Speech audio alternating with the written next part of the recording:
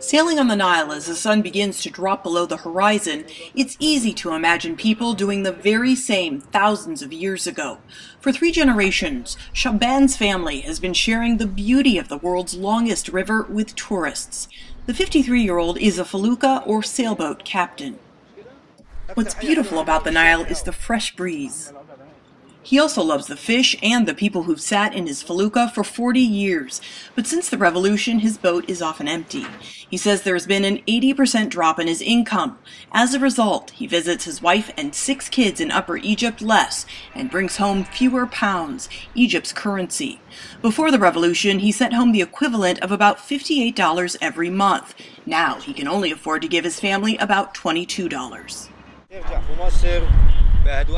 The current conditions have to improve, so people come to Egypt. People are afraid. Here at Egypt's premier tourist attraction, the picture is also bleak. There are fewer tour buses, which has increased the always fierce competition among those selling horse and camel rides and trinkets. We don't have money because no business. Mahmoud's 5 horses usually carry tourists into the Sahara Desert. His drop in income has meant cutting family expenses, including school fees for his 4 children. There are a lot of problems. People aren't coming because the police aren't working. The thousands of Egyptians surviving on tourist money have been suffering since former President Hosni Mubarak was ousted in 2011. Historically, the tourism industry has been the second greatest source of foreign exchange revenue. Revenue Egypt desperately needs now that its foreign reserve currency is perilously low. Tourism is tied to international perception. Since the revolution began, the world has often seen violent protests on the streets of Egypt.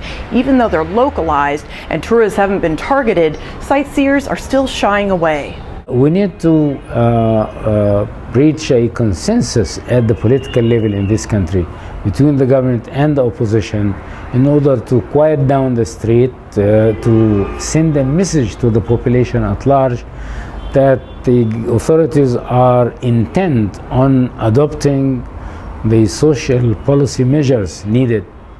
On top of that, the Interior Ministry, Egypt's police force, is in shambles. The notorious ministry is reviled by many for torturing, bribing, and mistreating citizens. Police officers have virtually disappeared from the streets, making this country undeniably more dangerous. This is where security comes in. This is where a rule of law comes in. These are fundamental things that have to be applied in Egypt so that we start getting a safer area where the police are respected and are doing their job. Mahmoud knows the gains of the revolution come at great personal cost to him and his fellow workers. He says it's worth it. I don't want money. I don't want anything. I want freedom. That's it. Shahban prays for a future that allows his sons to sail the Nile as he, his father, and grandfather have. He knows people will always be drawn to this majestic country, but what no one knows is how long it'll be before tourists feel safe enough to return in great numbers. In Cairo, I'm Natasha Ghoneim for Blouin News.